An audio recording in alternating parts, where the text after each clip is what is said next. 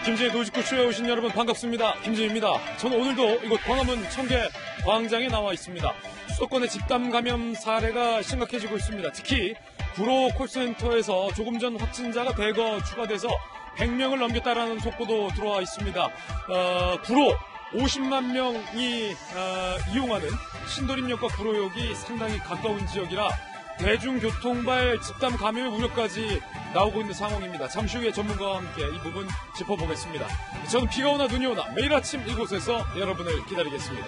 김진의 돌직구쇼 지금 라이브로 시작합니다. 잠깐만요.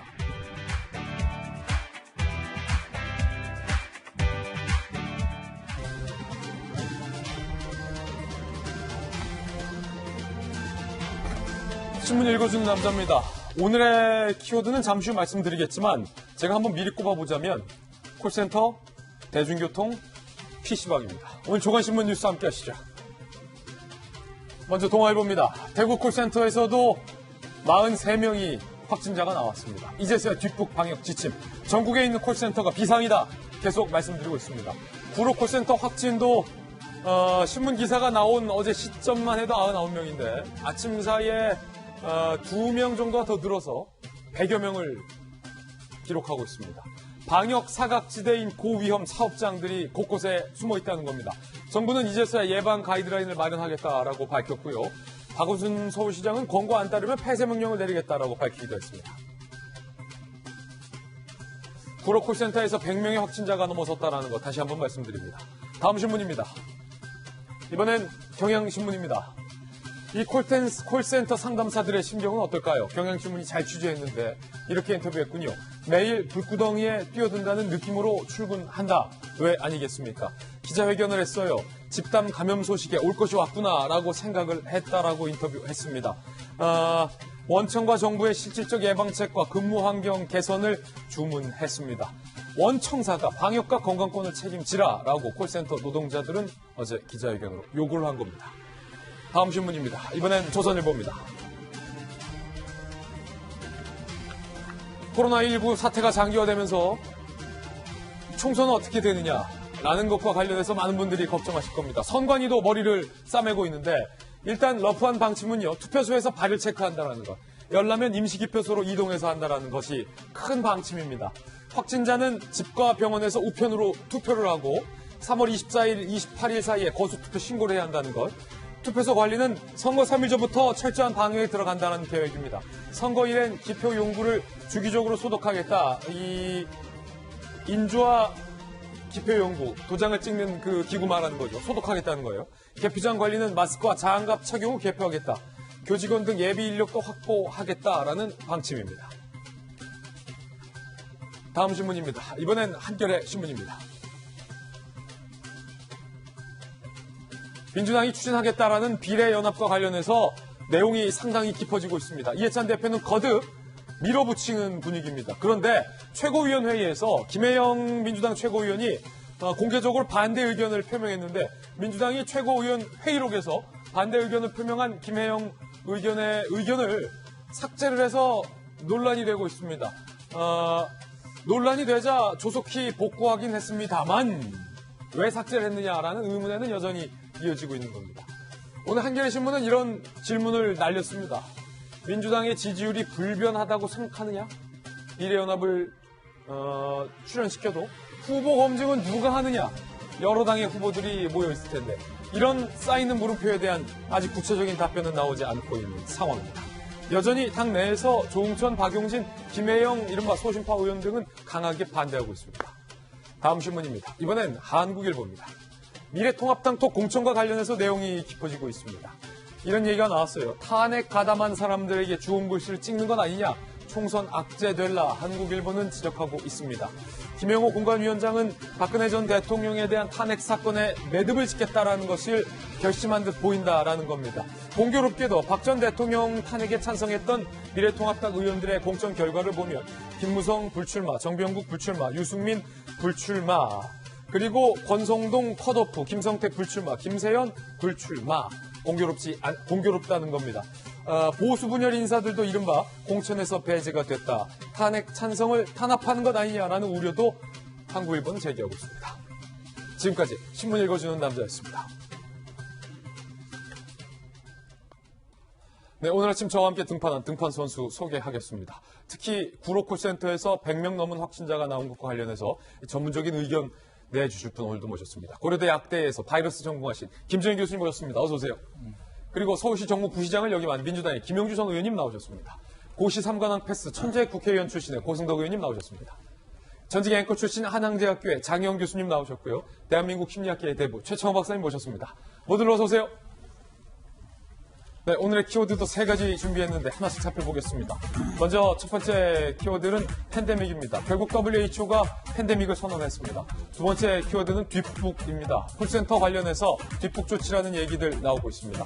세 번째 키워드는 전쟁이라고 붙였습니다. 박원순 서울시장 전쟁을 선포했습니다. 잠시 후에 이 이야기도 상세하게 나눠보겠습니다. 김재도 뉴스쇼 오늘의 탑뉴스를 시작합니다.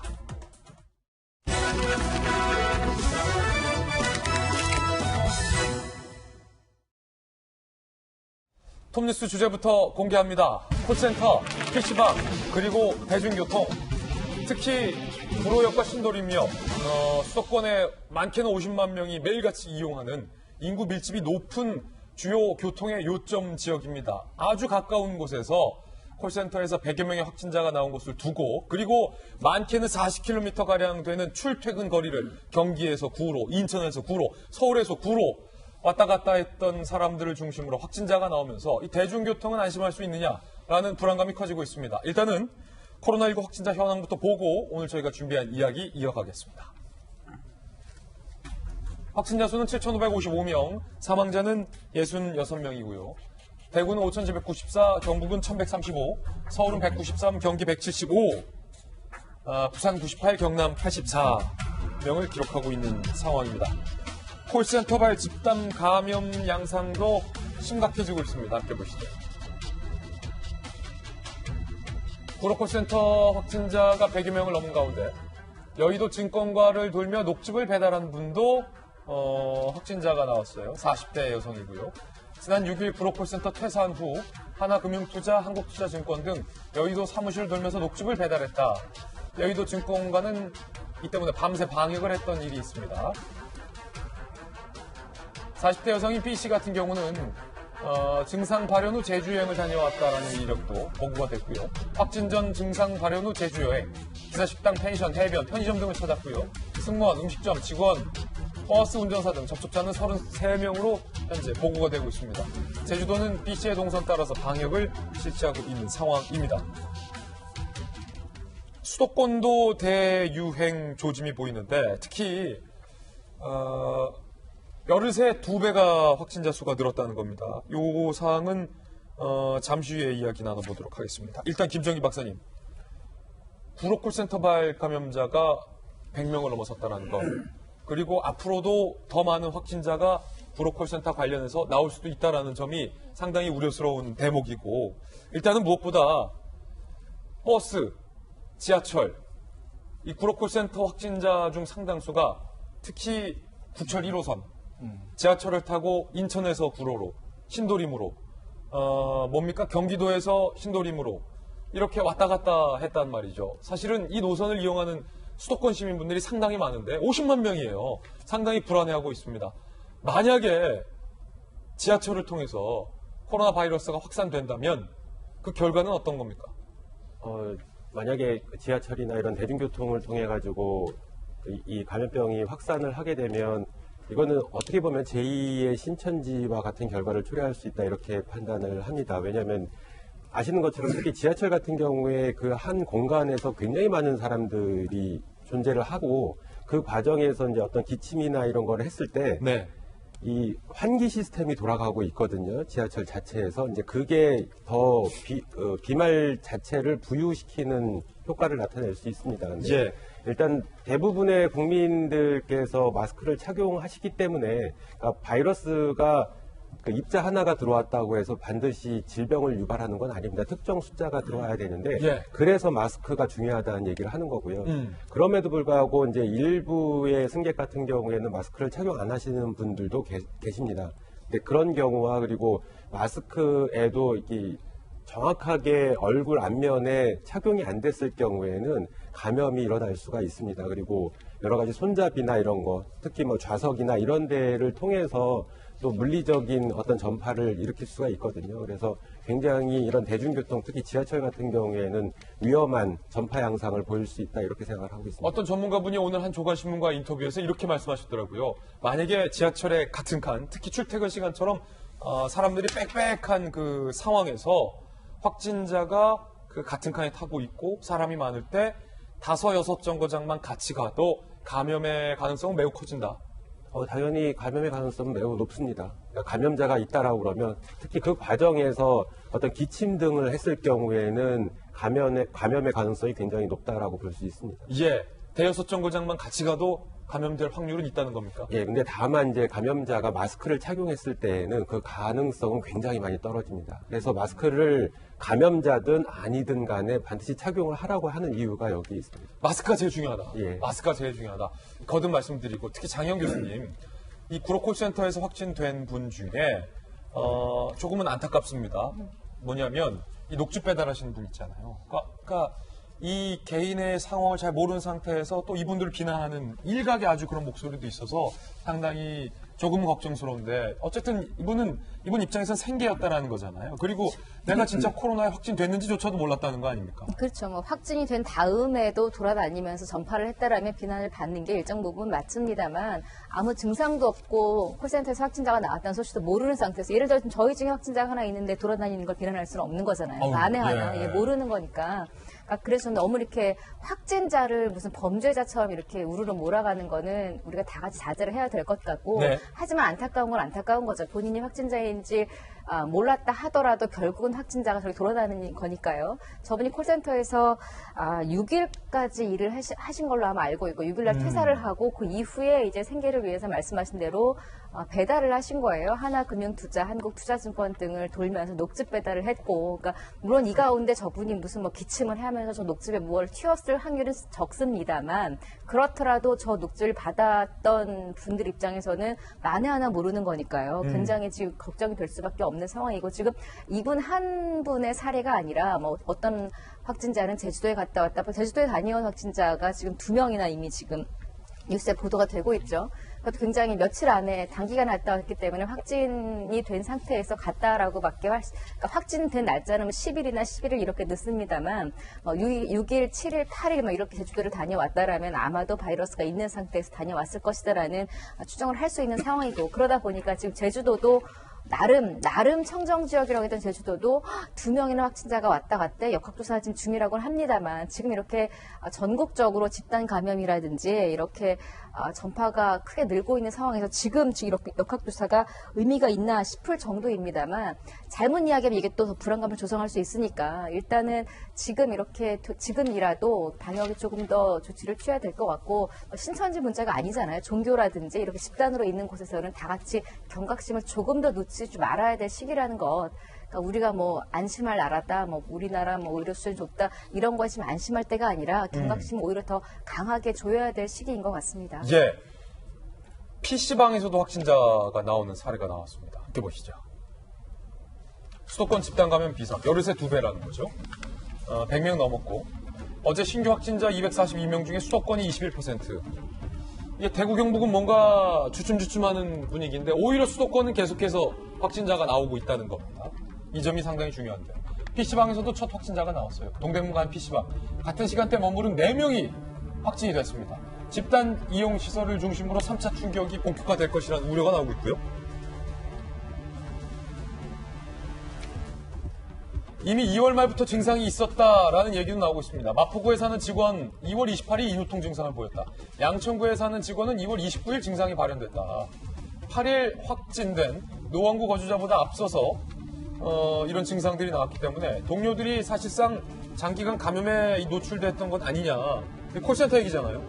이런 얘기가 나오고 있습니다. 2, 3차 감염 확산도 우려되고 있고요. 대한의협의 과학검증위원장, 저희 돌직구쇼에도 출연한 바 있는데 최재욱 위원장이 이렇게 말했습니다.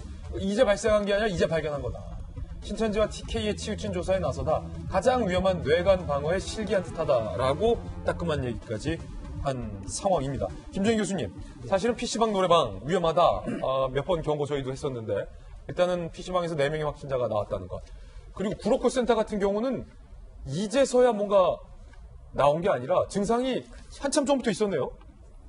네, 지금 보도되고 있는 거에 따르면 2월 말부터 이제 일부의 감염자들이 증상을 보여왔다라는 얘기가 있습니다. 그래서 그 과정에서 제가 보기에는 한 명 때문에 최근에 뭔가가 전파가 이루어졌다라기보다는 지금 보도되고 있는 것처럼 아직 역학조사 진행 중이긴 합니다만 그 당시에 일부의 사람들이 감염이 되면서 어제도 말씀드렸지만 제한된 공간에서 다수가 이렇게 기침 등을 하게 되면 이게 공기 전파를 일으킬 수가 있습니다. 그래서 이러한 것 때문에 지금 거의 100명 정도의 확진자가 나오고 앞으로도 확진자는 더 나올 거라고 생각을 하고 있고요.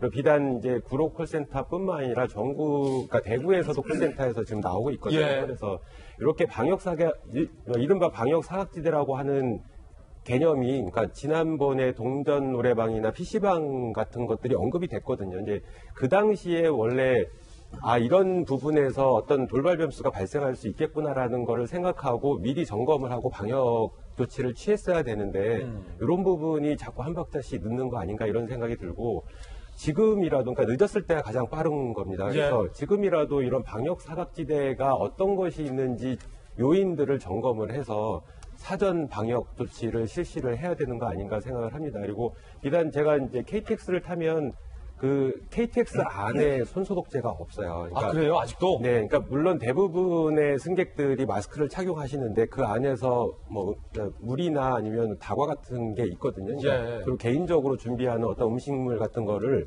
먹을 때는 마스크를 벗을 수밖에 없습니다. 예. 그 과정에서 이 테이블이 있는데 만약에 감염자가 거기서 어떤 음식을 먹었다라고 하면 충분히 테이블에 바이러스가 노출될 수도 있고 그 자리에 다수의 사람들이 전국적으로 왔다 갔다 하면서 이용을 하게 되거든요. 예. 그러니까 이런 부분들도 굉장히 위험한 요소들 중에 하나입니다. 그리고 또 하나 늘 말씀드리는 것처럼 앞으로 초중고등학교 개학한 다음에는 어떤 방역 조치를 할 거냐 이런 것들도 굉장히 큰 돌발 변수로 작용할 가능성이 굉장히 높다 이렇게 생각을 하고 있습니다. 예. 어쨌든 그 KTX 같은 곳에는 손소독제를 좀 비치해주는 게 한 칸에 하나씩이라도 그런 조치가 좀 있었으면 좋겠다. 코로나19 사망자가 추가 발생했습니다. 67명으로 늘었다는 소식도 좀 들어와 있고요. 어제 문재인 대통령이 이 가운데 질병관리본부를 방문했습니다. 고생하는 재본 관계자들을 격려하기 위한 차원에서 방문을 했는데 대통령이 이렇게 발언을 했습니다. 정경 본부장도 있죠. 전면 입국 금지라는 극단적 선택을 하지 않고도 우리가 바이러스를 막아내고 있다. 세계에서 가장 빨리 검사하는 등 사망률을 낮췄다. 자화자찬이 아니라 세계가 평가하고 있다라고 발언을 했습니다. 사실은 이 장면이 좀 미묘한 게 앞서서 정은경 본부장도 있지만 질병관리본부는 김용주 의원님 중국인에 대한 전면적인 입국 금지를 해야 한다라고 강하게 정부 기조에 반대되는 얘기를 했었지만 정부는 질병관리본부와 좀 의견 대립이 있었잖아요. 그래서 입국 금지를 안 했고 그런데 저 자리에서 대통령이 한 발언이 입국 금지 않고도 우리가 잘 막았다라는 발언이 좀 미묘하네요. 예, 아마 우리나라 정부와 문재인 대통령은 그것을 좀 자랑하고 싶은 모양입니다. 그러니까 실제적으로 입국 금지를 하지 않고 장기적으로 보면 우리처럼 수출 지향적으로 국가가 발전한 나라에서 단 어떤 이런 충격에 대해서 입국 금지했을 때 나타나는 그 위에 국가라는 것을 사실은 이렇게 생각해 봤을 때 입국 금지를 하지 않고 또 장기적으로도 이게 전 세계적 팬데믹일 때 꽁꽁 전 세계가 문을 닫고 살아야 되느냐라고 하는 측면에서 입국 금지를 하지 않은 것은 잘한 선택이라는 것을 강조하고 왜냐하면 그럼에도 불구하고 말하자면 코로나19 사태를 잘 평정했기 때문에 장기적으로는 좋은 평가를 받을 것이다. 그리고 전 세계에서 예를 들어서 우리가 맥도날드 가게에서 하듯이 차를 타고 들어와서 검사를 받고 굉장히 빠른 속도로 이렇게 검사를 하는 것에 대해서 외신에도 취재하는데 문제는 보니까 외신을 상대로 해서 또 기자회견을 해서 또 뺨을 얻어맞아요. 사실은 잘 되고 있느냐. 근데 실제로 내부 한국 전문가들은 사실은 또 그렇게 아직까지는 그렇게 평가할 때가 아니다. 사실 미국에서도 지금 앤서니 파우치 같은 사람이 더 악화될 거라만 강조하고 있잖아요. 지금은 국가가 잘 되고 있다라는 좋은 평가에 대한 홍보를 놨을 때가 아니라 아직도 67명이라고 하는 국가의 소중한 분들이 이 사태로 인해서 어쨌든 누가 책임이든 간에 운명을 달리하고 있다는 것에 대해서 같이 애도하고 끝까지 잘 막아내자 이 말만 해야 된다는 거죠. 아쉽죠. 한 가지 아쉬운 점은 그겁니다. 그런데 지금 질병관리본부도 노무현 대통령이 말하자면 사스를 잘 관리하면서 생긴 기관이다. 이런 것을 좀 또 홍보하고 싶은 그런 자잘한 욕심 때문에 오히려 이 잘하고 있는 부분도 제대로 평가를 못 받고 있는 거 아닌가 예. 아쉬움이 있습니다. 논란은 좀 있는 것 같아요. 다시 한번 그 대화 장면을 살펴보시면 고승급 변호사님 나와 계시지만 우리 김영주 의원님께서 일단은 우리 정부가 드라이브 스루 같은 검역을 빠르게 하는 건 참 세계적으로 잘하고 있다라고 또 말씀해 주셨는데 한 가지 이제 애정 어린 조언을 해 주셨어요. 굳이 우리가 잘하고 있다라는 말은 좀 빠르다라는 건데 특히 저 부분 있잖아요. 전면 입국 금지를 안 하고 우리가 바이러스 막아내고 있다라는 말을 대통령이 저 자리에서 굳이 한 번 더 강조한 게 지금 좀 논란이죠. 어떻게 보면은 우리가 잘했다고 말할 단계는 아직은 아닌 것 같습니다. 지난번에 그 창문 열어놓고 모기 잡느냐 그랬더니 겨울에 웬 모기냐 이런 이야기 나왔지만 예. 그 표현을 다르게 하자면은 그 창문을 열어놓고 공기 정화기를 돌리고 있는 거거든요. 근데 공기 정화기 성능이 좋기 때문에 창문 열어놓은 다른 집보다는 낫습니다. 하지만 그 창문을 그렇게 활짝 열어놓을 필요는 있느냐 하는 문제는 원래 공기 정화할 땐 계속 창문 남는 닫고 공기 정화하는 거니까. 네. 근데 공기 정화기 성능 굉장히 좋아요. 그렇지만 창문 왜 열어놓느냐에 대한 어떤 그 문제에 대한 대답은 아닌 것 같고요. 최근에 이제 신천지 문제는 지나가고 이제 서울 이렇게 여러 가지 그 집단 발병이 나타나고 있는데 예. 우리나라 같은 경우는 다른 나라에 비해서 예를 들어서 기독교라든가 종교 이렇게 열심히 하는 그런 게 좀 더 강한 편이고 또 아파트 거주비율이 굉장히 높기 때문에 아파트라든가 또는 이제 집단 다중 이용 시설 이런 부분들이 이제 두 번째 저는 이제 문제가 될 거라고 생각했는데 네. 그게 지금 터지고 있는 거거든요. 그렇기 때문에 너무 이제 아직은 자화자찬할 단계는 아닌 것 같고요.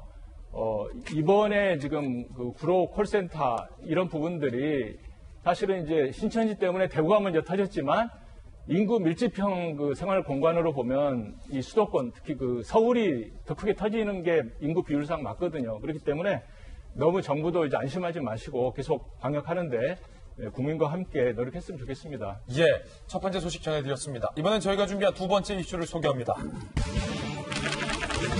신천지와 관련돼서 미신고 시설이 우수수 나오고 있습니다. 검찰도 수사를 하겠다라는 의지를 밝히고 있고 특히 신천지와 관련해서는 박원순 서울시장의 발언이 매일 새롭게 소개가 되고 있는데 어제는 박원순 시장이 신천지를 향해서 매우 오만하다라고 상당히 분노하는 발언 저희가 전해드렸는데요. 오늘 저희가 준비한 내용은 박원순 시장이 이른바 구로콜센터에 신천지 2명이 있다라고 이야기를 했는데 알고 봤더니 신천지 2명이 있기는 하지만 음성이라서 코로나19 음성인 분을 굳이 신천지라고 밝힐 필요가 있느냐와 관련해서 논란이 되고 있습니다. 들어보시죠.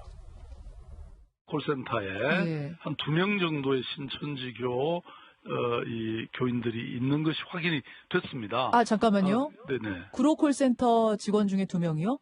네네. 그런데 이제 그 두 사람은 아직은 음성으로 지금 드러나 있기 때문에요. 예.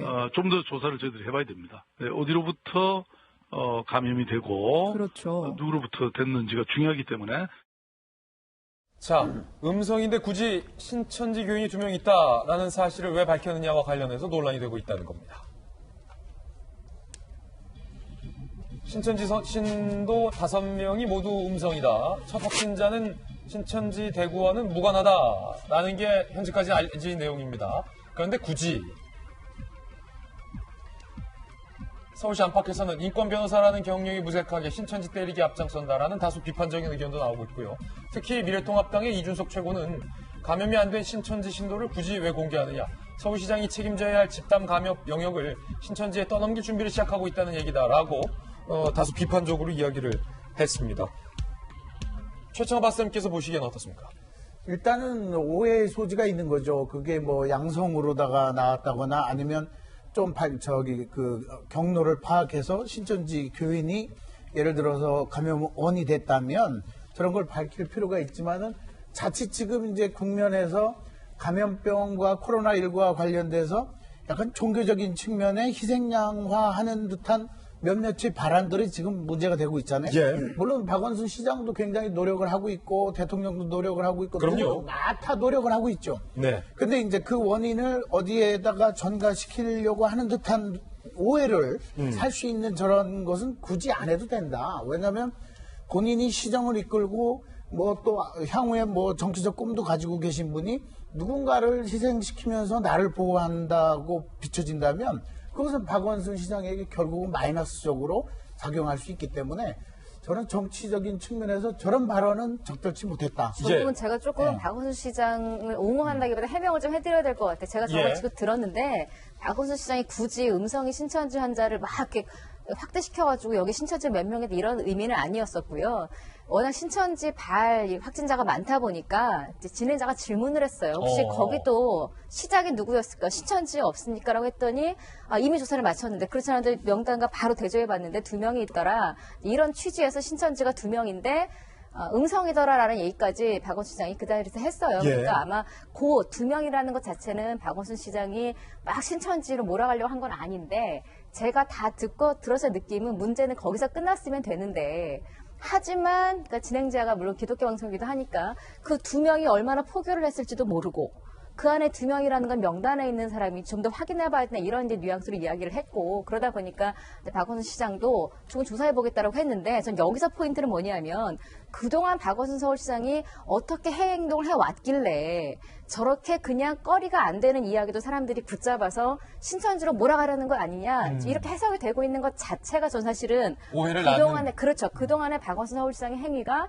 그런 오해를 살 만한 일이 너무 많았다라는 것을 오히려 역으로 증명하는 것 아닌가. 예. 그 부분에 대해서는 박원순 시장도 좀 반성을 해야 될 것 같고요. 일단 라디오 자체는 제가 좀 해명을 CBS 해드렸습니다. 김현정의 예. 뉴스쇼야 그럴 리가 없지만은 CBS는 신천지를 표현할 때 2단 신천지라고 아예 정해놓고서 방향을 설정하고 가고 있는 거거든요. 그렇군요. 그런 매체와 인터뷰를 할 때는 조금 더 신중할 필요가 있었지 않나 하는 아쉬움이죠. 두 분 말씀하셨던 것처럼 박원순 서울시장이 지금까지 신천지에 대해서 살인죄 고발, 그다음에 법인 허가 취소, 맞아요. 세무조사 등의 조치를 취하거나 시행 방침을 밝히고 인터뷰를 하고 있는 것과 연관돼서 지금 논란이 되는 것 같은데 사실은 세무조사랑 코로나19는 아무 관련이 없다. 특히 이 구로 콜센터 같은 경우는 직원 207명 중 신천지 신도로 확인된 이들은 2.4% 수준이고 모두 음성이기 때문에 무리하게 신천지와 연관을 지어서는 안 된다라는 전문가들의 의견도 나오고 있는 상황이라서 김영주 의원님이 또 사실은 저 부시장을 하셨잖아요. 박 시장과 같이. 네. 좀 말씀하시기가 좀 곤란하시죠? 뭐 그런 건 아닌데 그런 거 아닌가요? 굳이 얘기를 하면 같은 종교 집단이 경기도에서는 허용되지 못했어요. 근데 박 시장 때 2011년 말에 그 종교 집단의 등록이 서울시가 받아준 부분이 지금 와서는 조금 뭔가 박 시장 입장에서는 그 본인의 책임 속에 일어난 일이긴 한데 좀 예민해 보이는 부분입니다. 그렇군요. 이제 그런 면에서 그런 측면에 다시 한번 그때 정신이 없을 때 이제 수용이 됐는데 그 상태가 어땠는지를 다시 한번 체크해 보고 싶은 어떤 그런 그 말하자면 심리가 예. 저는 있을 거라고 보여집니다. 그렇군요. 고승덕 변호사님께서 보시기에는 특히 박 시장이 취하고 있는 여러 조치들, 법인 허가 취소, 살인죄 고발에 대해서는 저희가 뭐 이야기를 많이 나눴습니다만 특히 세무조사 조치를 할 수 있다. 구상권도 행사할 수 있다. 오만하다. 뭐 이런 네. 얘기들이 실효성 논란이잖아요. 어떻게 보면 이제 이재명 지사라든가 그 경북 쪽에서 하고 있는 신천지에 대한 조치와 많이 비교가 되는 건데요. 서울시 같은 경우는 그 신천지 명단 그 확보할 때 이재명 지사처럼 정말 현장에 가가지고 지사가 직접 그 현장 조사권을 발동하는 이런 것도 없었고요. 그냥 뭐 살인죄로 고발한다 했기 때문에 그냥 당신이 알아서 줄 때까지 나는 마냥 기다리겠다 뭐 이런 태도라서 조금 약하다고 볼 수가 있고요. 뭐 경북이라든가 대구 같은 경우에는 그 신천지 그 집단 거주지도 철저하게 지금 조사해가지고 발표를 하고 있는 상황인데 서울 같은 경우는 이제 그런 조사가 조금 아직도 좀 미진하다고 볼 수가 있고요. 정작 이제 서울시 콜센터라든가 그 집단 감염 우려가 서울시가 더 큰 것에도 불구하고 아직까지 그 집단 감염 위험에 대한 어떤 가이드라인이라든가 어떤 대응책 같은 것을 아직 제대로 마련하지 못하고 있는 부분이 있거든요. 그렇기 때문에 어떻게 보면 이제 신천지랑 조금 더 이렇게 책임 전가한다는 오해를 살 수 있는 그런 분위기가 있는 것은 사실인 것 같습니다.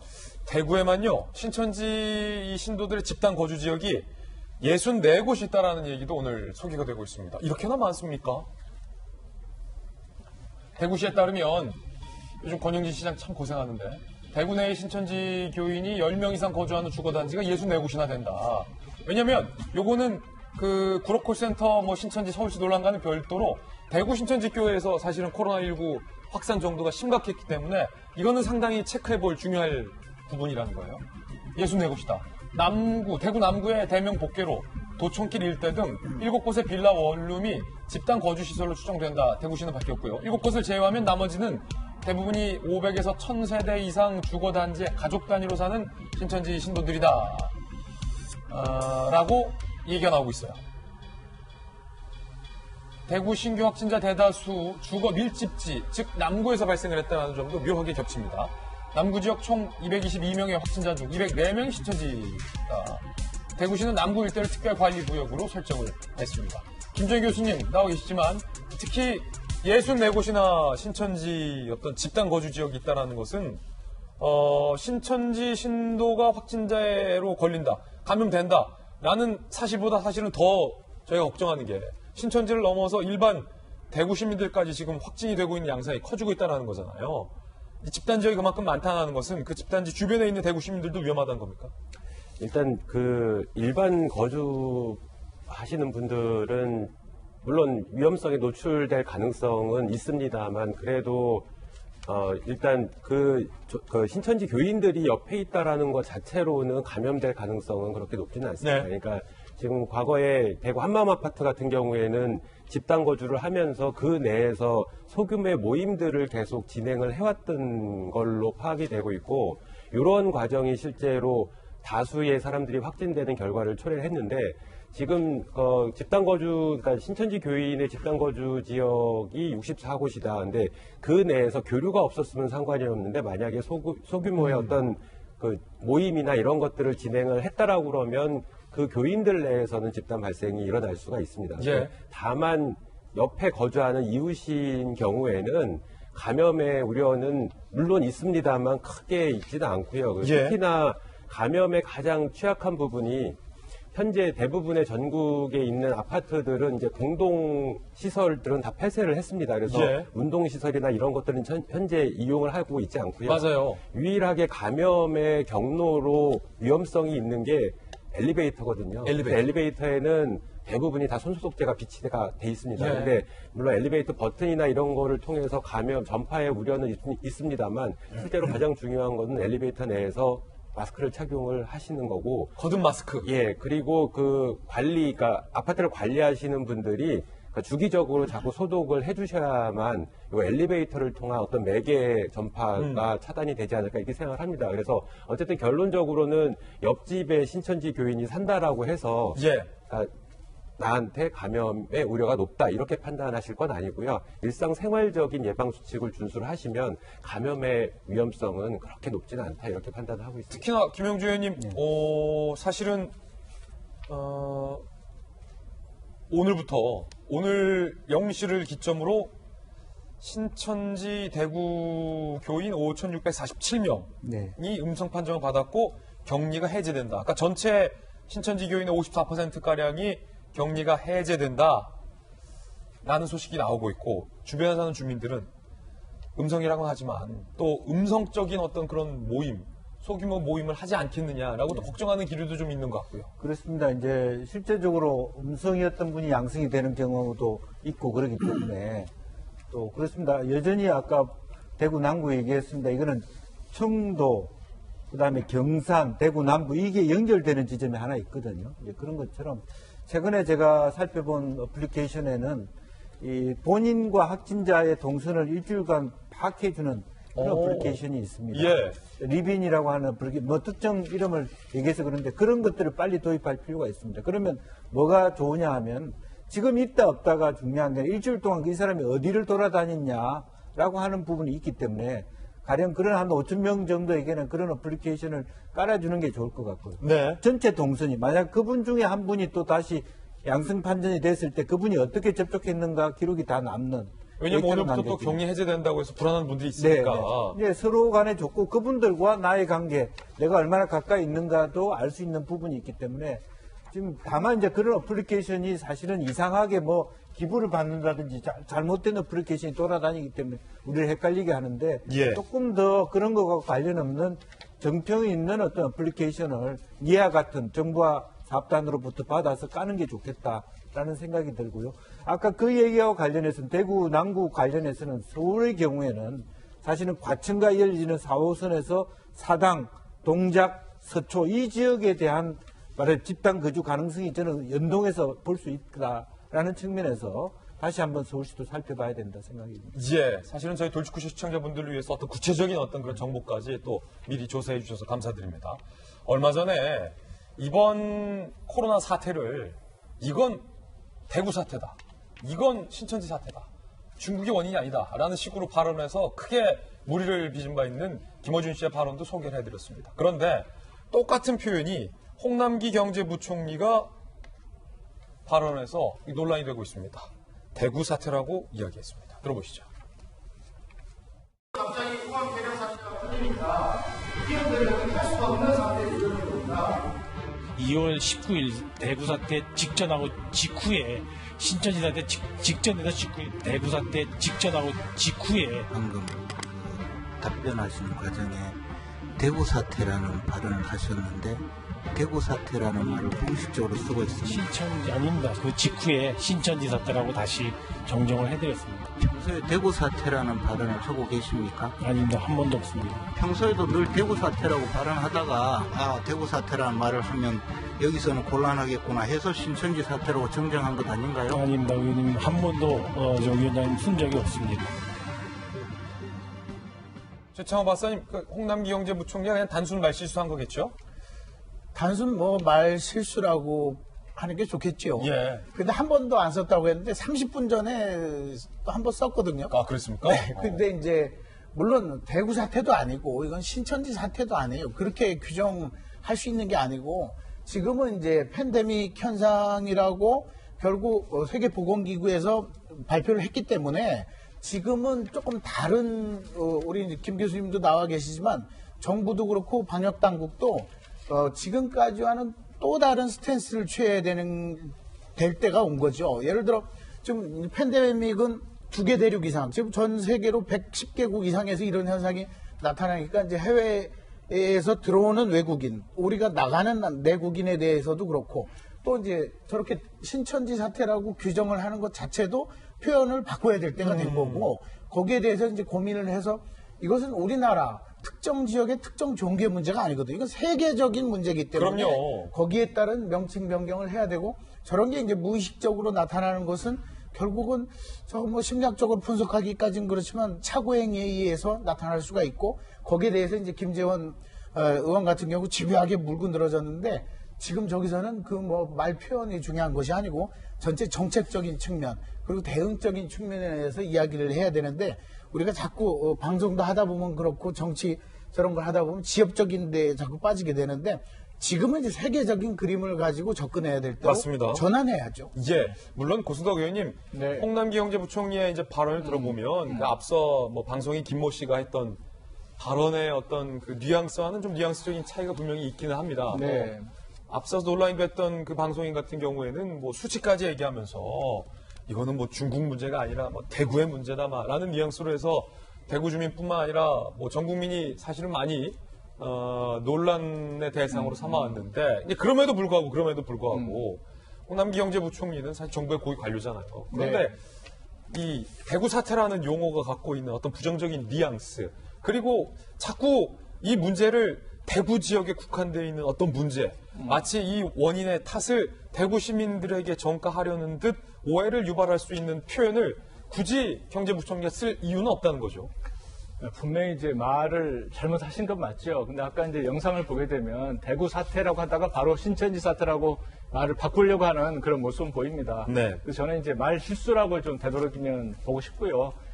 사실 그 코로나 19가 대구라든가 신천지 문제는 아니지 않습니까?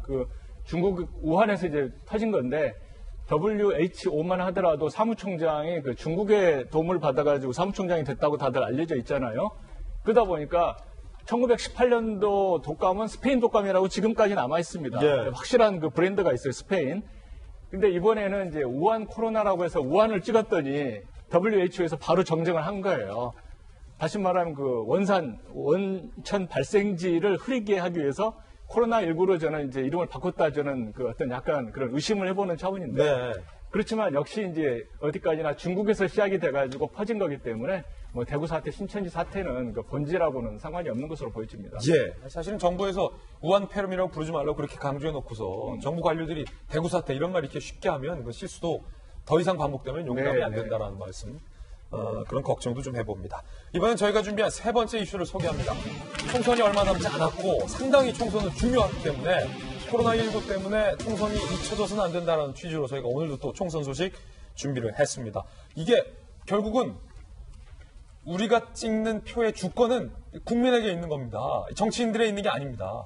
정당에게 있는 게 아니에요. 우리에게 있는 겁니다. 그렇기 때문에 우리가 더 잘 알아야 한다는 건데 오늘 정치권의 가장 핵심들만 뉴스들만도 오늘 모아봤습니다. 일단은 민주당에서 최고위원회의가 열렸어요. 김혜영 최고가 이른바 비례연합정당 출범에 대해서 강력하게 반대를 했는데 민주당이 그 회의록에서 김혜영 최고의 발언을 삭제해서 논란이 되고 있습니다. 어제 오전 9시 30분 민주당이 최고위를 개최했고 연합비례정당 참여 여부 전당원 투표를 확정지었죠. 그런데 회의가 끝난 후 회의록이 공개됐는데 비례당에 대해서 반대했던 김혜영 최고의 발언만 콕 집어서 삭제가 됐다는 거죠. 콕 집어서 삭제됐다는 거죠. 강하게 논란이 되니까 오후 2시 20분 삭제했던 발언을 넣어서 다시 재배포를 했다는 겁니다.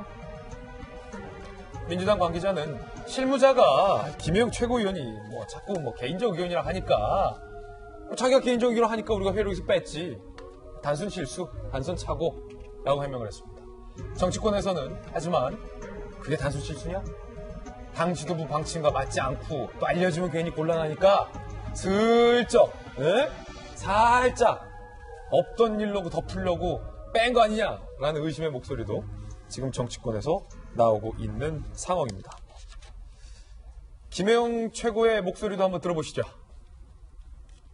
그동안 미래한국당에 대해서 강력한 규탄의 입장을 견지해 왔습니다. 명분은 없고 실익은 의심스러운 경우에 해당한다고 생각됩니다. 상황이 어렵다고 원칙을 지키지 않다가 일이 잘못되었을 때는 회복 불가능한 타격을 입게 된다고 생각합니다.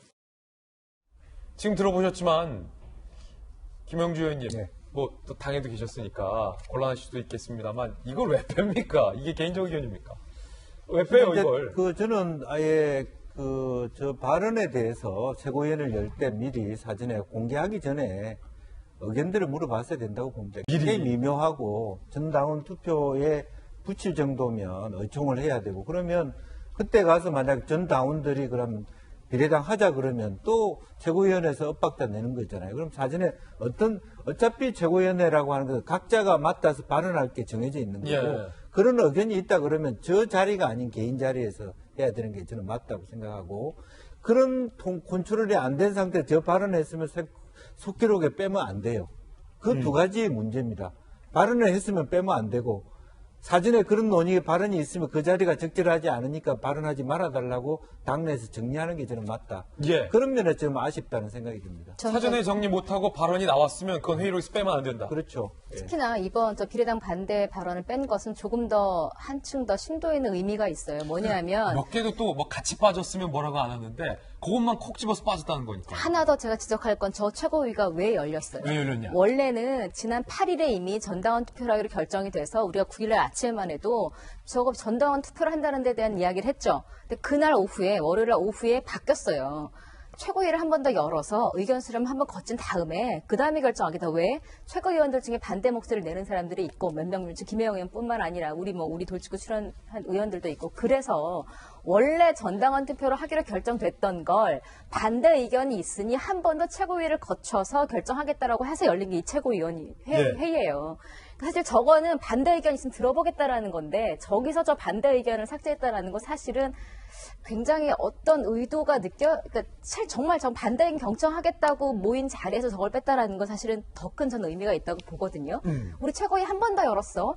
근데도 결국은 이렇게 모아졌으니까 전당원 투표 갈게. 이럴 어떤 합리성을 부여하려고 했다는 의도가 있지 않았나라는 의심을 할 수밖에 없는 상황이에요. 물론 다시 넣었다고는 합니다만 그래서 저는 이번에 저 뺐다 넣었다 한 것은 단순 실수라고 보기에는 그 의도 면은 상당히 조금 좀 다른 어떤 해석도 좀 될 수 있다. 소지가 있다. 이렇게 생각을 합니다. 예, 이게 미묘하다는 거죠. 또 일각에서는 민주당을 지지하고 아껴주는 일각에서는 아니 민주당에서 그 실수라고 하면 그렇게 알아야지 왜 또 딴지 걸어 라고 장혜영 교수님에게 공격할지는 모르겠으나 어쨌든 개인 의견은 자유니까요. 대한민국 아닙니까? 이해찬 대표의 발언 들어보시죠. 미래통합당은 가짜 페이퍼 위성정을 만들어 의석을 도둑질하는 반칙을 저지르고 있습니다. 우리 당은 연합정당에 참여하면서 앞순위는 소수당한테 다 배정을 하고 선거법상 얻을 수 있는 의석에서 하나도 더 얻을 생각이 없습니다. 고선 의원님 어떻게 들으셨습니까? 사실 김혜영 최고는 젊기 때문에 당연히 이제 반대의 목소리가 있어야 되고 이해찬 대표 말씀을 들어보면 이미 당론은 사실상 확정돼 있는 것 같아요. 답은 정해졌다. 네, 당원들에게 투표하는 것도 어떻게 보면은 정말 자유로운 의사 결정이 아니고 우리는 이렇게 결정했는데 좀 박수를 쳐달라 하는 그 추인의 성격 이상 이하도 아닌 것 같습니다. 그런데 다만 이제 선거법을 만들 때 이게 뭐 제대로 된 거냐, 선거법 자체가 꼼수냐 이런 여러 가지 논란이 있지만 이해찬 대표 입장에서는 이제 소수 정당의 의석을 도둑질한다. 그러니까 그 더불어민주당의 의석하고는 상관없이 이번에 그 비례 연합 정당을 만드는 것이다 하는 그 명분을 말씀하시는 것 저는 그걸 충분히 이해가 가고요. 다만 그 소수 정당의 의석을 도둑질한다고 하는 표현은 어떻게 보면은 이쪽 그 미래통합당 쪽에서는 그 기존 선거법 테두리 안에서 해보려는 거지 어떤 그 위법이라든가 불법을 저지르는 건 아니잖아요. 그래서 이제 그 부분은 저는 조금 너무 좀 과장되게 들렸습니다. 예, 사실은 당 내에서 여러 가지 갑론을박이 있어 보이는데 김영주 의원님 결국은 지금 이해찬 대표 발언 들어보면 이번 선거 때 비례연합 정당을 하겠다라는 의지는 분명히 보여요. 그렇게 보입니다. 예. 그런데 이제 지금 이 말도 적절하지 않은 거예요. 도둑질 해간다. 니네들이 도둑질 가니까 우리도 도둑질 안 할 수 없다. 그렇게 된 거죠. 그렇군요. 만약 제가 얘기자 하려면 미리 준비해서 하고 더 스마트하게 해라고 했고 그렇다면 굳이 말하자면 자유한국당에서 과거에서 새롭게 위성정당 만든다는 걸 저렇게 공개적으로 비판을 자제했어야죠. 자기가 할 일을 앞에 두고 전혀 안 할 것처럼 공격해놓고 지금 할 수 있는 그 명분이 지금 명분은 뭡니까? 선거에서 다 지면 안 된다는 명분 하나밖에 없는 것이죠. 예. 만약 그렇다면 저는 그 가치 지금은 실용이 명분인 거예요. 명분과 실리가 따로 있는 게 아니라 바뀌된 거예요. 실리가 명분이 된 거예요.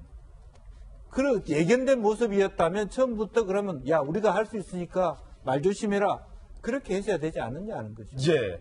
자, 이번에는 미래통합당 얘기인데 홍준표 전 대표의 컷오프로 인한 내용이 깊어지고 있는 가운데 홍준표 전 대표가 오늘 기자회견을 합니다. 예측하기로는 대구의 무소속으로 출마하려는 건 아니냐 하는 분석들도 나오고 있습니다. 공천 번복 안 되면 대구 수성을의 무소속 출마, 대구 정치 1번지라는 상징성을 갖는 지역이다. 황 대표가 대장부라서 공천 바로 잡아주면 양산서 출마하고 쫄보라서 나를 제거하려고 덤비면 그건 나한테 기회 주는 거고 날개 달아주는 거다. 그러니까 황 대표가 이거 바로 잡지 않으면 나는 대구의 무소속으로 출마할 거고 나한테 날개 달아주는 거다라고 했고 황 대표가 바로 잡아주면 험지인 양산서 출마하겠다. 그러니까 이 말은 또 한 번 다시 풀어보면 바로 안 잡으면 쫄보고 바로 잡으면 대장부다 라는 얘기를 다양한 얘기를 하고 있고요. 오늘 오후에 기자회견을 할 예정인데 조금 전에 황교안 대표가 의미심장한 발언을 했습니다. 조금 전 상황입니다. 제가 발빠르게 취재했습니다. 들어보시죠. 현재 진행되고 있는 공천과 관련해서 일부 잡음이 나오고 있습니다. 공천관리위원회가 그동안 많은 노력과 수고를 하셨습니다. 그러나 일부 불공정 사례가 지적되고 있고 또 내부 반발도 적지 않게 일고 있습니다. 저는 당 안팎에서 지속적으로 문제가 제기되는 것을 보면서 현재까지의 공관위의 결정 일부를 재검토해야 한다고 생각하게 되었습니다. 그러니까 이게 최창호 박사님, 홍준표 전 대표를 의미하는 건지는 모르겠으나 일단은 홍준표 대표 발언에 따르면 쫄보는 아니고 대장부다 뭐 이런 건가요? 확인해 봐야겠습니다만. 아니, 홍준표 대표는 전 대표는 검사 출신이긴 한데 말이나 글을 보면 참 작가를 했으면 좋았을 것 같은 그 생각도 듭니다. 근데 재검토 공천은 100% 다 만족시킬 수는 없어요. 왜? 예. 떨어지는 사람도 있고 억울한 사람도 있을 수가 있기 때문에.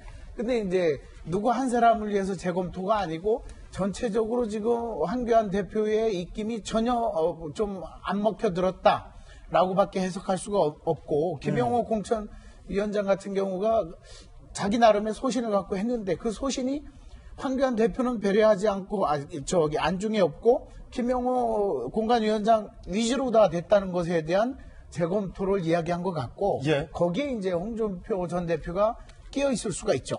그렇게 되면 이제 뭐 대장부 얘기가 나올 수도 있고 그런 건데 예. 제가 보기에는 전체적으로 공천이라고 하는 것은 누군가에는 서운할 수가 있고 그렇죠. 누군가는 기회를 줄 수 있는 거거든요. 그렇죠. 그래서 그런 것들을 정해놓고 또 자꾸 번복한다는 것은 당의 어떤 그 모순 아니면 당의 어떤 조직력 아니면 당에서의 그 서로 간의 역할 분담 이런 게 제대로 안 됐다고 밖에 표현할 수가 없는 거예요. 이른바 공천 네. 잡음이다라는 건데 고승덕 변호사님도 당에 계셨으니까 이게 사실은 근데 공관위원장이 공관위에서 결정한 사항을 대표가 좀 재조정이 불가피하다라고 말해서 다시 되돌릴 수는 있는 겁니까?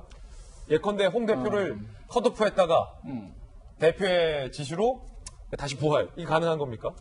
원래는 이제 최고위에서 이제 최종 의결을 하고 당대표 두 장을 찍어야지 공천장에 나가는 이제 그런 그렇군요. 절차가 있는데요. 보통 이제 공천위원회에서 3분의 2 이상으로 다시 의결을 하게 되면 최고위는 이제 그냥 수용하는 걸로 그렇게 단결이 돼 있거든요. 예. 근데 방금 이제 말씀하신 내용을 보게 되면 처음에는 이제 공관위의 모든 결정을 사실상 맡겼다. 김영호 네. 위원장이 알아서 잘 해달라 이런 취지로 이제 진행이 되었었던 건데 예. 저도 이제 방금 그 발언 내용을 듣고 깜짝 놀랐습니다. 조금 전 발언이에요. 저희가 네. 아마 저희 돌직구쇼에만 지금 동시간대에 소개가 그렇죠? 되지 않았나 싶어요. 네, 그래서 옛날에 이제 김무성 대표가 그 공천이 마음에 안 들어가지고 육룡한 나르사 도장 들고 날라가지고 한번 정말 전 국민적인 그런 옥새 들고 나르샤. 예. 또 뭐 코미디라고 하기는 너무 제가 과한 표현이고 국민들이 좀 뭐가 좀 희한하다 이런 그 인상을 그 받았었는데 이번에 어떻게 이 절차적으로 풀 것인가 저는 이제 관심을 가지고 볼 거고요. 예.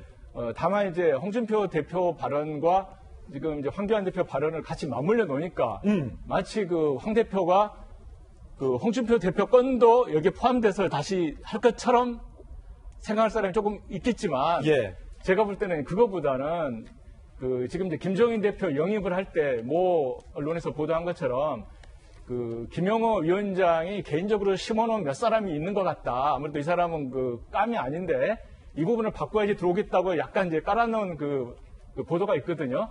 저는 오히려 그것과 연결이 돼서 예. 그 분석하는 게 맞다고 봅니다. 그래서 일부 공천을 바로 잡겠지만 그 발언이 홍준표 대표까지 포함한 거라고 보기는 예. 좀 너무 빠른 분석이라고 생각합니다. 아니 그런데 지금 네. 또 조금 전에 홍준표 전 대표가 황 대표의 이 발언을 듣고서 SNS에 입장을 밝혔습니다. 오늘 뭐 거의 라이브로 저희가 취재해서 네. 생생하게 전해드리니까 오늘 준비한 건 뭐 지금 이거 준비한 게 뉴스가 아니에요. 구스가 됐어요. 네.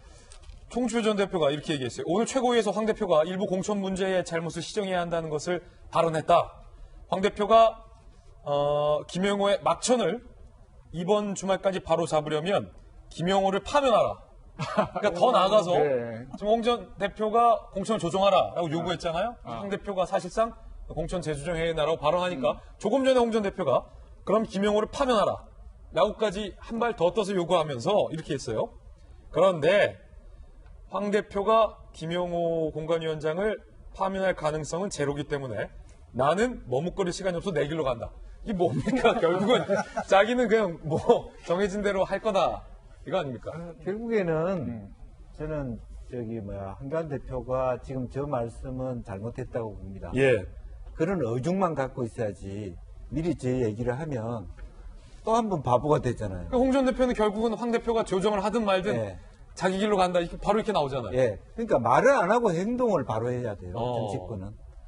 지금 그 얘기를 함으로 해서 지금 경로 공간위원장하고 사이 안 좋아지고. 안 좋아지지. 그렇다고 뭐라면 홍준표 대표하고 뭐 사이 좋아지는 것도 아니고. 예. 그런 아주 이상한 상황에 벌어지고. 그거는 실제로 당원 당규상에 얼마든지 당대표가 최고위원회에서 공간위원회로부터 빨리 공천 결과 올려라.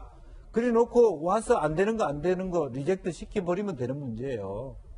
민주당도 말이 나왔지만 시영의 조정식 의원 같은 경우는 말이 많지만 최종적으로 그런 결정을 하는 거거든요. 예. 결과적으로 어느 정당이나 최종적으로는 조정해야 될 시점이 있습니다. 그런데 행동을 먼저 해야죠. 말을 저렇게 하면 조정도 안 되고 이제부터는 어떻게 하죠? 제가 볼 때는 홍준표 전 대표가 황교안 대표가 이렇게 바로 나올 줄 모르셨지 않았을까요? 저는 어디서 전에 기자회견한 것도 스스로 무소속으로 나간다 이 자체가 지금 분위기가 좋지 않잖아요. 다 통합하자 하는데 전 당대표까지 했던 사람이 나 원하는 지역에 안 주면 나 무소속으로 나갈 거 이 자체가 그러니까 약간 명분을 만들려고 황교안 대표가 지금 어떻게 해보세요. 왜냐하면 황교안 대표가 지금 역할이 거의 없잖아요. 던졌는데 김영건 위원장 워낙 잘하고 있고 지금 여기서 황교안 대표도 함부로 잡음을 낼 수 있는 상황도 아니고 그리고 박형준 그 비례 뭐 1시간 2시간 만에 했던 것도 알지만 황교안 대표의 입김이 별로 안 통한다는 얘기가 있었거든요. 예. 그래서 그때 기자회견도 어차피 무소속으로 나갈 건데 명분을 만들기 위해서 홍 전 대표가 한 번 더 기자를 해결하는 평이 많았어요. 얘기한 무소. 제가 볼 때는 오늘 이것도 결국은 나는 무소속으로 대구에 나갈 생각을 하고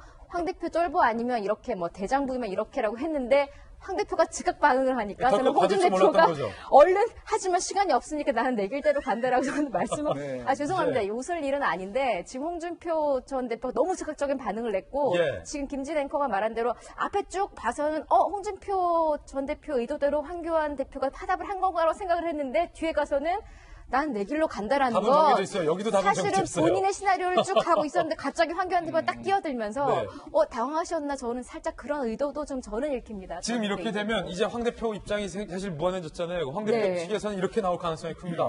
아니 내가 재조정하겠다는 것은 홍은 아니었어. 아니었는데 다른 아까운 분들이 나가 아웃되니까 그분들 아까워서 한 거지 나는 홍은 신경 안 썼는데 이렇게 나올 가능성이 상당히 커졌어요. 네. 뭐 예측이 다 돼 지금 저희. 네. 사실 그 발언하게 보면은 뭐 떡 줄 사람 생각도 안 하는데 뭐 엉뚱한 이제 말씀을 하는 지금 그런 벽이 지금 약간 되어가고 있는데요. 전에도 말씀드렸지만 홍 대표 입장에서는 고향에서 출마한다고 그랬다가 양산에서 출마한다고 그랬다가 이것도 아니까 지금 대구로 와가지고 지금 뭐 도대체 몇 번을 옮기는 겁니까? 뭐 철새는 한 번 옮긴다는데 철 없는 새는 뭐 모르겠고요. 그래서 이제 결국은 이제 대구 민심으로서는 박근혜 전 대통령까지도 힘을 실어준 이 미래통합당 여기를 선택할 것인가 아니면 홍준표라고 하는 정말 전 대표를 TK 지역의 새로운 맹주로 좀 인정해 줄 것인가 하는 그냥 그 선택이 있는 것 같아요. 근데 아마 큰 흐름을 보게 되면은 민심은 그래서 홍 대표 쪽으로 이렇게 넉넉하게 가지는 않을 것 같습니다. 그렇군요. 이번에는 국민의당 상황 쪽 한번 점검을 해보겠습니다. 박지원 의원이 미래한국당의 한송교 대표가 안철수 대표를 만나기 위해서 대구로 찾아간다라고 발언한 것과 관련해서 이렇게 코멘트를 했습니다. 박지원 의원의 코멘트입니다. 한송교 대표가 대구로 가서 만나가지고 그러한 타협의 가능성이 높다. 저는 어느 정도 교감이 있었지 않는가 그렇게 봅니다. 한성규 대표는 거기는 또 완전한 친박 아니에요. 친박에게 공천을 맞이하지 않을까. 그러한 면에서 보면은 안철수 대표하고 이해관계가 맞을 거예요. 라는 것은 박지원 의원의 어떤 정치 구단으로서의 분석인데 국민의당 내부는 술렁이고 있습니다. 권은희 의원 같은 경우는 뭐 버럭, 통합 제안은 이거 스토킹이다. 스토킹은 범죄다. 한성규 대표가 약조하고 한바탕 꿈을 꿨나, 뭘 잘못 먹었나. 굉장히 분개했습니다. 하지만 내부에서는 좀 스탠스가 다릅니다. 당핵심 관계자, 안 대표의 중도 노선에 대한 신념은 강력하지만 정치적 생존이 우선 아니겠느냐. 당 지지율이 급격히 뛰어오르지 않는다면 호랑이굴에 들어가는 심정으로 통합 논의에 응할 필요가 있다. 벌써 당에서는 그래? 한성규 대표가 당대표 자리도 준대? 그래? 어차피 우리 그 지역구 상당수도 통합당으로 가서 공천 받았잖아. 그래? 뭐 이런 분위기. 그래? 김영주 의원님. 네. 뭐 두 가지 여중이죠. 충분히 안철수 대표는 그럴 가능성이 저는 있다고 봅니다. 중도에서 그렇군요. 이쪽 저쪽으로 봤을 때 그런 가능성이 하나 있고 본인이 뛰어봤는데 지금 한 4% 수준의 자기 정당 가지고 과연 이게 대선까지 갈 수 있느냐의 판단 그런 부분이 이제 작용할 거라고 보고 박지원 의원은 그동안에 본인이 굉장히 큰 말하자면 바운더리를 가지고 활동을 했는데 갑자기 안철수가 들어옴으로써 호남이고 이쪽이고 어떤 굉장히 대한신당도 위협을 느끼는 그런 부분에 대한 심리적 압박감이 있지 않느냐 그런 생각이 들어요. 갔으면 좋겠다는 생각을 할 수도 있는 거라고 보여지고 그럼에도 불구하고 사실은 안철수 대표는 그렇게 급해서는 안 돼요. 만약 한다 그러면 이 총선판을 지내놓고 가서도 얼마든지 올라탈 수 있는 계기가 되기 때문에 아마 그런 면에서 계산법이 복잡할 거라고 보여집니다. 사실 이제 이렇게 지금 진행되고 있는 상황을 보게 되면 이제 보수 대통합은 사실상 이제 어느 정도 완성이 됐고 결국 이제 이 선거에서 남은 건 중도 표심을 누가 가져가느냐 이른바 그 들도끼를 누가 이제 많이 잡느냐 문제가 되는 것 같습니다. 그래서 박지원 의원 같은 경우에 이제 자꾸 안철수 대표를 이제 그 미래통합당하고 잘 될 거다, 뭐 친박하고 붙으면 잘 될 거다 하고 하는 이유가 안철수 그 국민의당을 그 중도가 아니라 보수 쪽으로 밀어버리면 중도 표는 내 거라고 하는 약간 그 전략적인 속셈이 있다고 저는 보여집니다. 그렇기 때문에 박지원 대표 인터뷰는 자꾸 들을 때마다 자꾸 안철수 대표를 보수 쪽으로 몰아요. 저는 이제 그건 약간 정략적인 거라고 말씀드리겠고 보수 그 미래통합당 입장에서는 그 중도 표심을 이제 잡는 일밖에 안 남았기 때문에 그 상징성인 그 안철수 대표에게 이제 콜을 하는 것은 당연하다고 보고요. 안철수 대표가 콜을 안 받더라도 사실 잃을 건 없습니다. 왜 그러냐면은 그 콜을 함으로 인해서 지금 그 박근혜 대표의 그 편지 이런 부분, 다시 말하면 보수 쪽으로 세게 가는 이런 부분들을 완화시킬 수 있는 효과가 있거든요. 국민들은 미래통합당이 이 중도 표심을 안고 해서 그렇게 노력을 하고 안철수 국민의당과 같이 어떤 코드가 좀 맞춰가려고 한다. 그 심리적인 효과가 있기 때문에 그 미래통합당으로서는 어떤 꽃놀이 패죠. 그렇기 때문에 결국 안철수 대표가 어떤 스탠스를 가지느냐 이게 큰 중요한 건데 시간이 지금 없는 게 좀 문제긴 하네요. 그렇군요. 그런가 하면 이번 선거와 관련돼서 미래통합당의 선대위원장에 김종인 전 더불어민주당 비대위 대표를 모시려는 움직임에 대해서 저희가 보도를 해드렸습니다. 그런데 여기 상당히 흥미로운 게 오늘 동아일보는 일면에 김종인 대표가 사실상 수락을 했다라고 기사를 치고 나갔고 다른 신문에서는 김종인 대표가 사실상 거부를 했다라고 나갔습니다. 이 조간 신문들의 관측도 엇갈리는 대목입니다. 이게 관건일 것 같아요. 아니 이건 이렇게 되면 약간 그 정치부 기자들 사이에 어떤 취재 자존심 대결 뭐 양상으로 비슷하게 가고 있는데 김종인 대표의 수락 여부와 관련해서 김종인 대표가 이렇게 인터뷰를 했군요. 김영호 공관위원장이 사천 논란을 바로잡지 않는다면 선대위원장을 맡을 생각이 전혀 없다. 현재로서는 참여하지 않겠다는 판단이다. 공천이 잘못된 상황에서는 어떻게 선거를 지휘해도 이길 수 없다. 라고 인터뷰를 했습니다. 김영호 공관위원장은 오히려 내가 너무 잘 알아서 내가 공천에서 배제한 사람이 많다. 김종인 대표에 대해서 개인적으로 존경한다. 그릇이 크고 선이 굵은 사람이다. 그러니까 김종인 대표가 제기한 사천 논란에 대해서는 그거 사천 아니다라고 부인하면서도 김종인 대표에 대해서는 띄우는 상당히 리스펙트, 존경을 표하는 발언을 김영호 공관위원장은 화답하고 있는 상황입니다. 사실은 지금 이게 객관적인 팩트들을 일단 던지는 겁니다, 여러분들에게 제가. 미래통합당 지도부 의원은요, 김 전 대표 역시 문 정권의 폭정을 막아야 한다는 절박함이 있기 때문에 최대한의 예우를 갖춘다면 다시 합류 가능성을 배제할 수 없다라고 긍정적인 어떤 해석을 하고 있습니다. 지금 이 객관적인 팩트 3개, 김종인 대표의 인터뷰, 김영호 공관위원장의 어떤 화답, 미래통합당의 기대감, 이거를 두고서 동아일보 정치부 기자들은 이건 사실상 김종인 대표가 수락할 가능성이 크다라고 해석을 한 거고, 다른 신문의 정치부 기자들은 거부라고 봐야 되는 거 아니야? 라고 판단한 건데, 최청호 박사님, 심리적으로, 일단은 뭐, 그, 특정 인물 개개인에 대한 개인적인 평가는 그냥 지금은 내려둘게요. 심리적으로, 김종인 전 대표의 저 발언이, 이거 맞겠다는 겁니까? 맞지 않겠다는 겁니까? 그걸 저보고 예측을 하라고. 예측을 하라고. 왜냐면 아니, 정치부 어제 기자들도 갈리니까. 우리 김민학 김진 박사한테 기자가 어제 뭐 물어봐야죠. 통화를 뭐 직접 하기도 하고 그랬는데 지금 이제 김종인 전 비대위원장 같은 경우가 80살이고 80세요. 80세고 또 나름 또 직전에는 뭐 비례대표도 사선도 하셨고 5선 할 뻔하다가 이제 비례대표를 내려놓기도 하고 민주당 비대위원장으로 성공을 했지요. 성공하셨죠. 성공을 했는데 지금 통합당에서 또 그러면 우리가 진보 쪽에 그 성공을 했는데 보수 있다 진보로 가서 성공했는데 또 다시 보수 쪽으로 와서 선대위장을 맡긴다. 통합당이 자존심도 없나요? 뭐 여기저기 이렇게 해갖고 지금 히딩크 감독이 2002년에 좀 성공했다고 지금 우리나라 국가대표 선수들이 축구가 조금 부족하다고 지금 데려온다고 그 역량을 발휘할 수 있겠느냐. 저는 개인적으로 히딩크 감독 다시 모셔도 된다고 봅니다. 이제 다른데 그 성적, 다른데 성적을 쭉 보니까 제가 축구 좋아하는데 좀 어려울 수가 있는데 물론 역할을 할 수는 있겠죠. 네. 근데 김영호 공관위원장도 보면 김종인 비대위원장을 존경한다고는 하지만 김종인 씨라는 표현도 하는 거고요. 기본적으로 전체적으로 통합당 내에서는 김종인 전 비대위원장에 대해서 뭐 오면 좋다라고 하는 분도 있지만은 실질적으로는 우리끼리 지금 충분히 할 수 있다라는 분위기가 형성돼 있어서 굳이 그 어느 정도의 갈등 내지 리스크를 안고 그렇게 영입을 하려고 할 것인가? 물론 뭐 대표 측면에서는 어떨지 모르지만 전체적인 통합당 분위기에서는 제가 보기에는 좀 불가능하다. 예. 불가능하다. 하지 안 갈 않을까. 것이다. 네. 나는 어떤 개인적인 견해인데 네. 이게 사실은 말이죠. 모르겠어요. 이 결과는 나와보면 누구 기사가 맞는지가 판정이 되겠지만 이쪽 같기도 하고 저쪽 같기도 한 거는 분명한 것 같아요. 그래서 한두 가지 부분은 지금 이제 자기가 사천에 대한 얘기를 했는데 그 본인이 국회의원 이렇게 지난번에 하면서 사천 시킨 사람들이 이번에 출마를 하잖아요. 박경미 의원 같은 경우는 현재 서초에 공천이 됐거든요. 그러니까 자기가 낳은 새끼들이 지금 더불어민주당 후보로 지금 뛰고 있고요.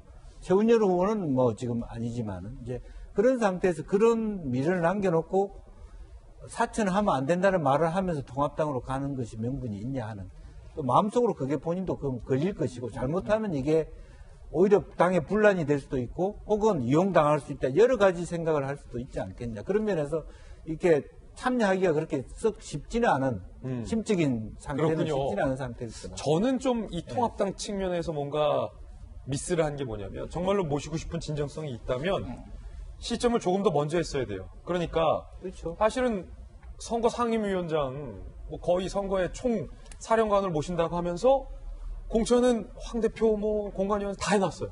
그럼 와서 얼굴 마스크만 하라는 건가라는 생각이 사실 정치부 기자가 할 수밖에 없어요. 그러니까 김종인 대표 입장에서 받아들일 때도 아니 지금 진정성이 있는 건가. 뭔가 조금 더 먼저 선거 전략도 수립할 수 있는 시점에 모셨어야 하지 않나라는 생각도 또 들어요.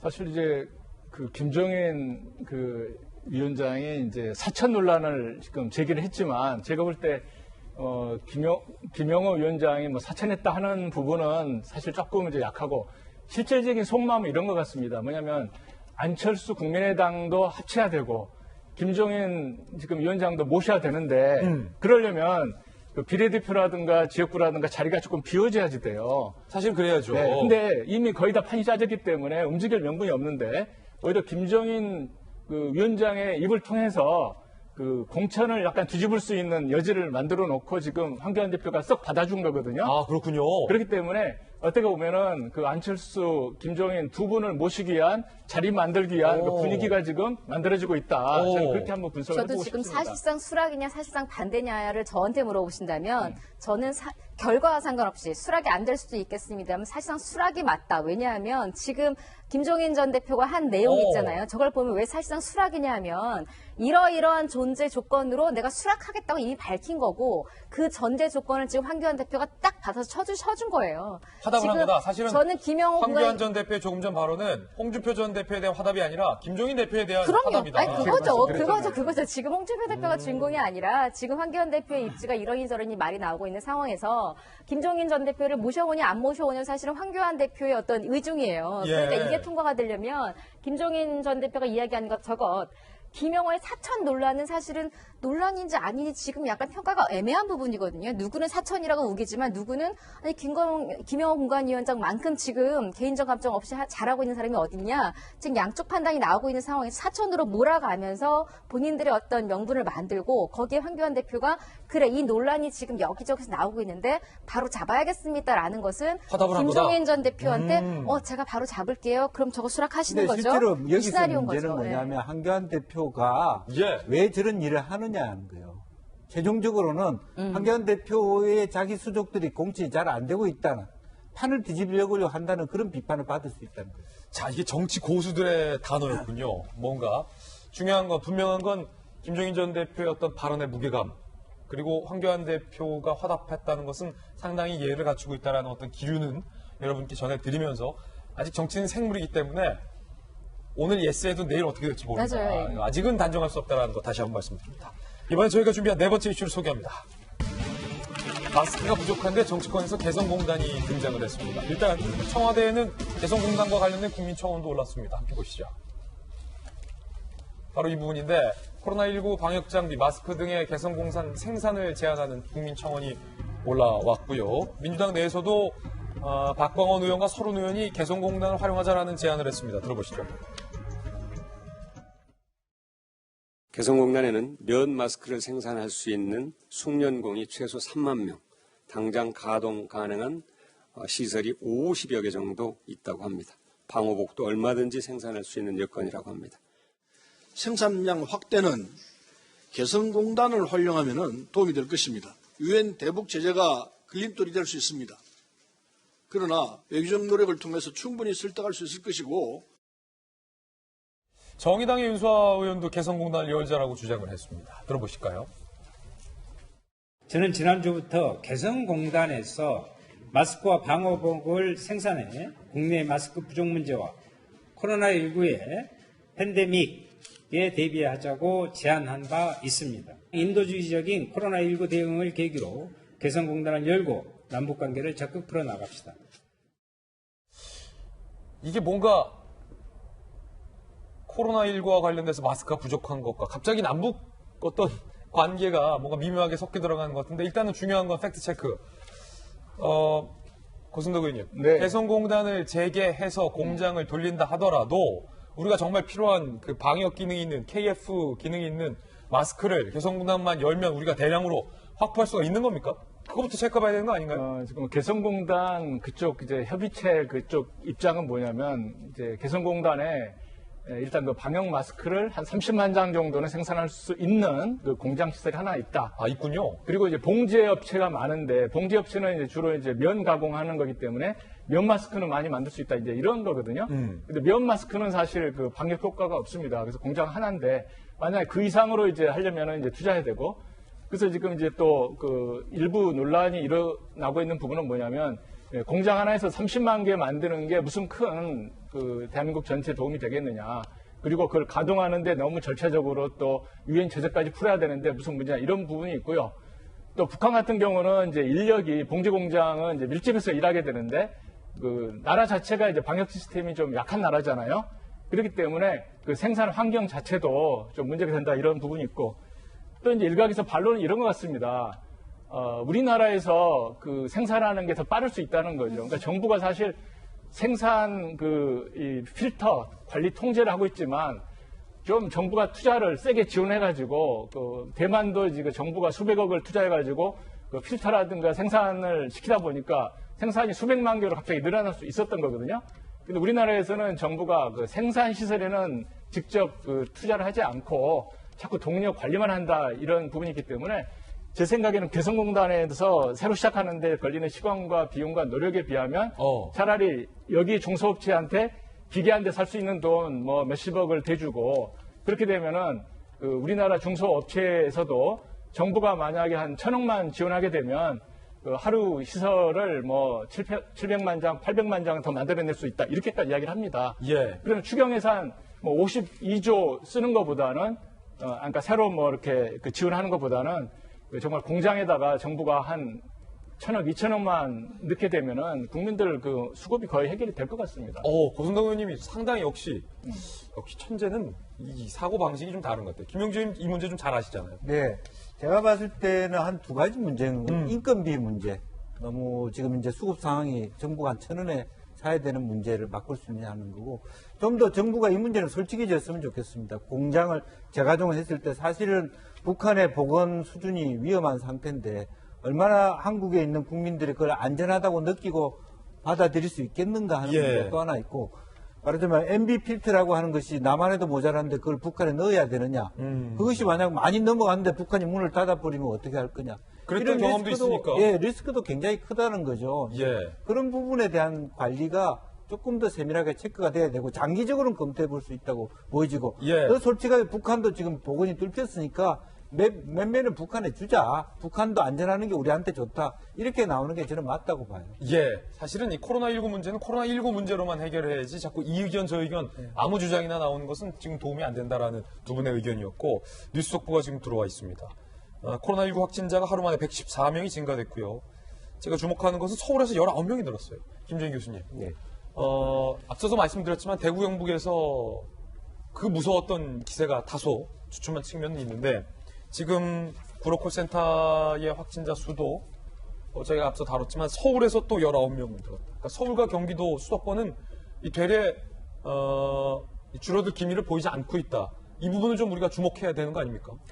19명이에요. 근데 지금 계속 수도권에서, 서울을 포함한 수도권에서 계속 확진자가 증가하는 추세를 보이고 있거든요. 그러니까 이거는 제 개인적인 예측이긴 합니다만 좋은 징조는 아닙니다. 이런 증가세가 갑자기 급속한 대규모 확산으로 발전할 가능성이 상당히 높거든요. 수도권은 인구 밀집 지역이다 보니까 이러한 잠재 요소를 항상 가지고 있습니다. 그리고 수도권뿐만 아니라 기타 다른 지자체에서도 확진자가 계속 여파를 통해서 이렇게 발생을 하고 있거든요. 그래서 이런 부분을 조금 세밀하게 관리를 해서 더 이상 확산이 일어나지 않도록 빨리 조치를 취하는 게 급선무가 아닐까 생각합니다.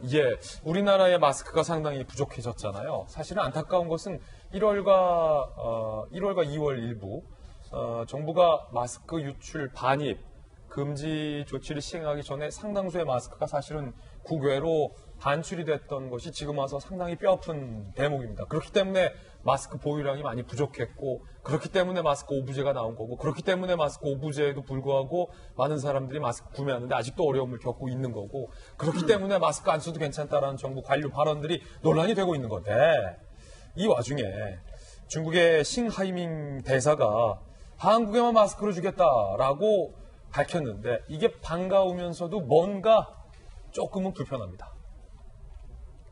中国国内呢，现在实际上讲，因为中国人口很多，包括像口罩啊这些东西啊，仍然是不足的。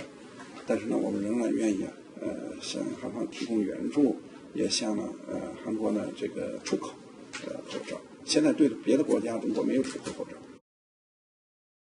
최채원 박사님, 싱하이밍 대사가 우리도 부족한데 한국에게 마스크를 수출할 용의가 있다라고 하면서, 그런데 이건 다른 나라에게는 하지 않는 조치다라고 발언을 했는데, 알고 봤더니 하루 전에 왕이는 이탈리아에 마스크와 의료부품 지원하겠다라는 발언을 했다라는 걸로 봐서 팩트가 다르니까 일종의 생색내기 아니냐, 외교에서 이런 분석도 나오는데, 좀 어떠세요? 일단 뭐 우리가 그 필요하기 때문에 수입을 해올 수 있다면 좋은 거고, 수출해주면 우리가 뭐 중국산이든 그래도 지금 필요하기 때문에 괜찮은데, 저게 이제 우리 중국은 이 코로나19에서 어느 정도 해결됐고 통제력이 있어서 중국은 역시 이런 어려움을 극복했는데, 한국은 한국에게 이걸 줌으로써 세계적으로 자기들이 이미지 관리적인 측면에 그런 것도 좀 보이니까 좀 그런 거는 좀 안타깝죠.